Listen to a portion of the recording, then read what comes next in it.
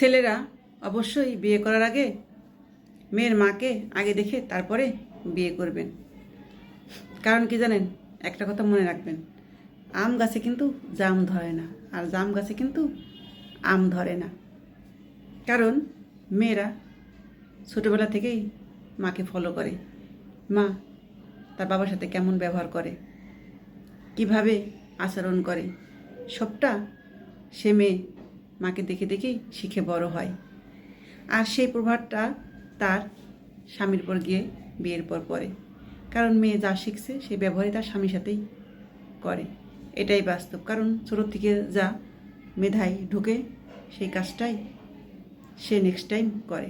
কারণ সে দেখেছে তার মার আচরণ, তার বাবার সাথে কী আচরণ করে, কতটা ভালো কতটা খারাপ আচরণ করে, সেটা সে মনে রাখে এবং তাই দেখে দেখে বড় হয়।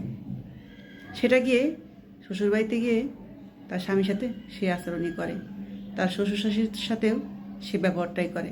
কারণ সে দেখেছে তার মা তার দাদা দাদির সাথে কীভাবে কীরকম আচরণ করত, কতটা ভালোবাসতো, কতটা অবহেলা করতো।